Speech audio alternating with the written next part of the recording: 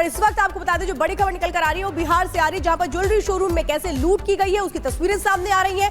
गहने कैसे ले लिए गए, देखिए हाथ साफ कर दिया गया। ये ज्वेलरी शोरूम है, किस तरह से यहाँ पर लुटेरे आते हैं, हाथ में गन लेकर के आते हैं, डराते हैं और ज्वेलरी शोरूम में तांडव मचाते हैं। ये लूट की तस्वीरें इस वक्त आप देख रहे हैं। 25 करोड़ की लूट हुई है ये बताया जा रहा है। अचानक से किस तरह से वहां पर बंदूकधारी आते हैं और इसके बाद लूट मचाते हैं। ये तस्वीरें हैं इस वक्त सीसीटीवी जो कैद हुआ है। आरा बिहार से तस्वीरें सामने आई हैं।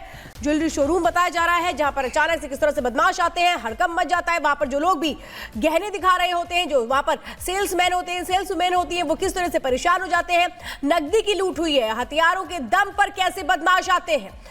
पुलिस हालांकि मौके पर पहुंच चुकी है, छानबीन शुरू हो चुकी है। लूट के आंकड़ों की पुष्टि अभी तक नहीं की गई है। दहशत में व्यापारी नगर थाने के गोपाल चौकी पर इकट्ठा होना शुरू हो चुके हैं। ये देखिए किस तरह से जो बदमाश है वो आते हैं। सीसीटीवी सामने आया है, एक हाथ में गन है और दूसरे से कैसे लूट मचा रहे हैं। तस्वीरें इस वक्त सामने आई हैं। और बड़ी खबर इस वक्त आपको बता दें, आरा लूटकांड के बदमाशों का एनकाउंटर हुआ है। बड़ी खबर इस वक्त आपको बता दें, यानी तुरंत एक्शन हुआ है। किस तरह से पहले लूट मचाई जाती है, ज्वेलरी शोरूम में घुस जाते हैं, अचानक से हाथ में बंदूक ली होती है और बंदूक के दम पर डराया जाता है। हमारे साथ हमारे वरिष्ठ सहयोगी प्रकाश जुड़ चुके हैं। प्रकाश, की जानकारी आ रही है कि लूटकांड के जो अपराधी उनका एनकाउंटर हो गया है। बिल्कुल, जब दो बाइक सवार अपराधी जो थे वो भाग रहे थे झोला में तनिष्क शोरूम से ज्वेलरी लेकर और लगभग 25 करोड़ रुपए की लूट हुई है।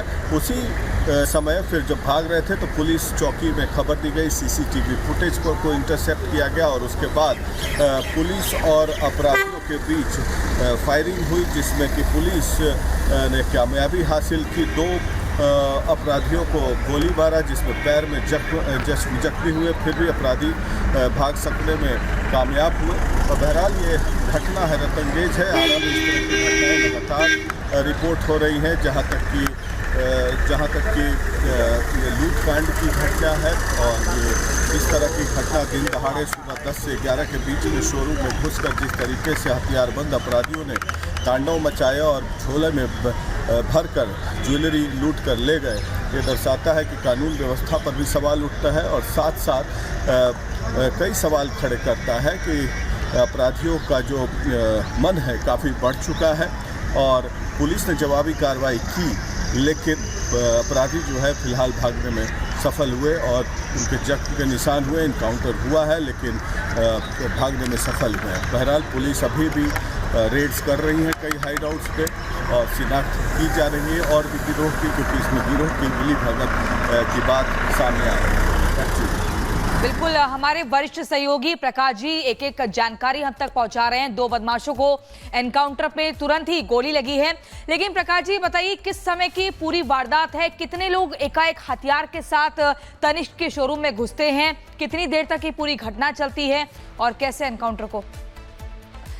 प्रकाश जी के पास जाएंगे, लेकिन इस वक्त अपने दर्शकों को सुनवा देते हैं कि पुलिस अधिकारियों का क्या कुछ कहना है। 10:30 बजे की लगभग थोड़ा सा नीचे शोरूम टाउन थाना क्षेत्र अंतर्गत इसमें जो है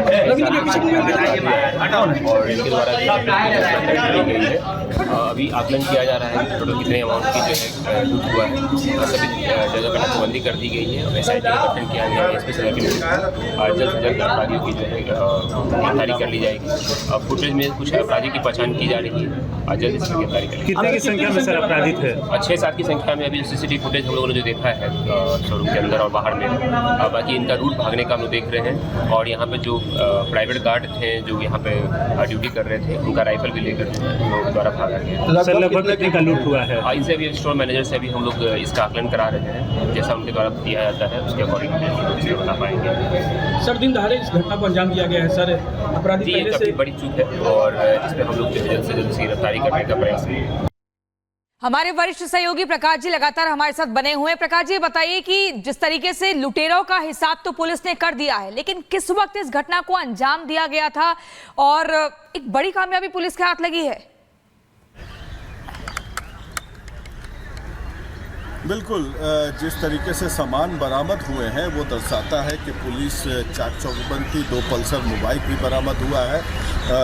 2 अपराधियों की भी शिनाख्त हुई है और इसमें कुणाल कुमार नाम का एक व्यक्ति जो है वो उसकी गिरफ्तारी हुई है।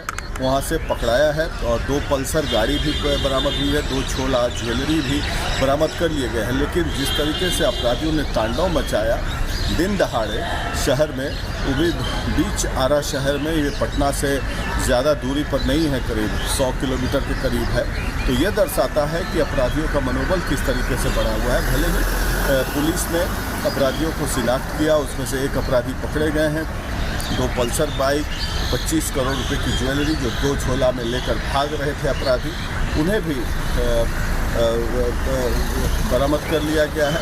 और अभी पुलिस और जवाबी कार्रवाई करने के लिए तैयारी कर रही है। रेड्स कंडक्ट किए जा रहे हैं जगह पर, क्योंकि ये गैंग वॉर होता है, गैंग ऑपरेशंस होता है। ठीक है प्रकाश जी, महत्वपूर्ण जानकारी आप दे रहे हैं, फिलहाल के लिए बहुत शुक्रिया। 2 पल्सर बाइक बरामद की गई है, लूट की ज्वेलरी भी बरामद की जा चुकी है, लेकिन पुलिस अभी भी जांच पड़ताल में लगातार जुटी हुई है। इसी बीच अपने दर्शकों को अब अगली खबर बताएंगे। सपा नेता अबू आजमी के औरंगजेब को लेकर दिए गए बयान को लेकर विवाद अभी भी जारी है।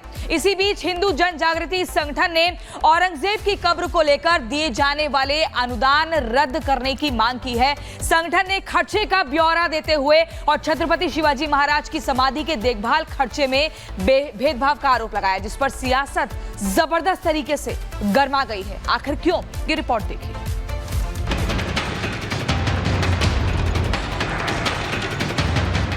साहेब, आम्हालाही प्रत्येकाला असंच वाटतं, फक्त काही गोष्टी कायद्याने करावे लागतात, कारण ती संरक्षित आहे।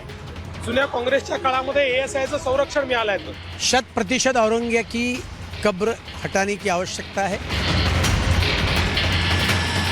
औरंगजेब जिसके खून में ही क्रूरता थी, जिसकी दहशत के किस्से सुनकर खून खौल उठता था, उसी औरंगजेब की मजार पर लाखों रुपए खर्च किए जा रहे हैं।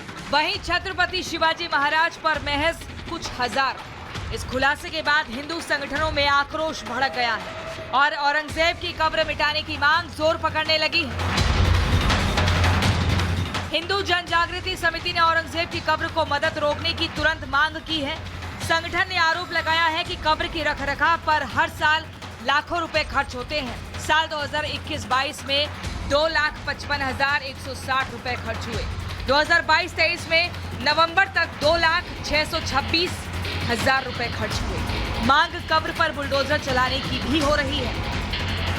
साहेब, आम्हालाही प्रत्येकाला असंच वाटतं, फक्त काही गोष्टी कायद्याने करावे लागतात, कारण ती संरक्षित आहे।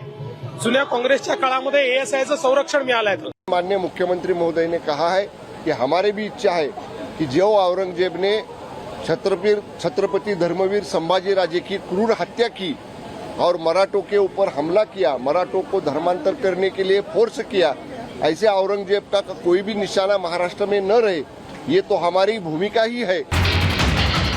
अखिलेश के सिपह सालार अबू आजमी के बयान से शुरू हुए इस विवाद ने महाराष्ट्र की सियासत में आग लगा दी है। इस पूरे विवाद पर सियासत गरमाई हुई है।